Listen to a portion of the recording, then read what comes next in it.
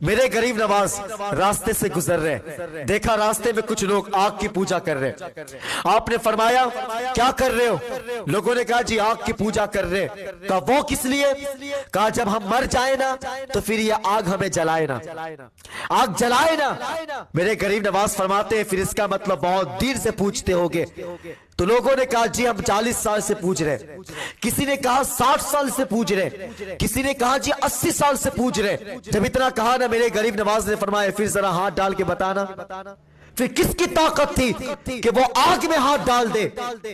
جب کسی نے ہاتھ نہیں ڈالا نا میرے غریب نواز نے اپنے پاؤں سے جوتی اتارا اور کہا یہ لے میرے پاؤں کی جوتی کو ڈال آگ میں۔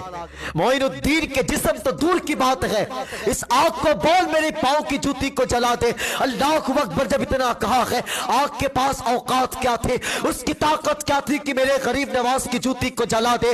جس جس جگہ پہ جوتی کو ڈالا گیا ہے ہر ایک جگہ گلزار بن گئی ہے۔ اللہ اکبر میرے غریب نواز کی جوتی کو آگ جلا نہ سکا ہے۔ اس کی اوقات کیا تھی، آگ کے پاس طاقت کیا تھی کہ میرے غریب نواز کی جوتی کو جلا دے۔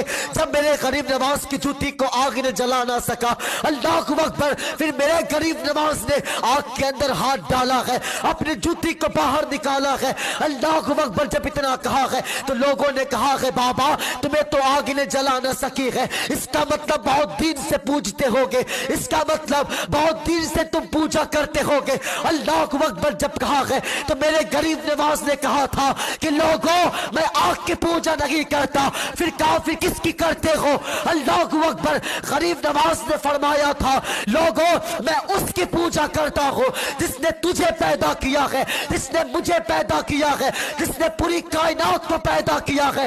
اللہ اکبر اتنا کہہ کے میرے غریب نواز جانے لگے ہیں، لوگ میرے غریب نواز کے قدم میں بیٹھ گئے ہیں اور کہا تھا بابا جا رہے ہو ایسے نہیں جاؤ، اپنا کلمہ پڑھا کر کے اپنے دامن میں لے کر کے رب سے ملا کر کے چلا۔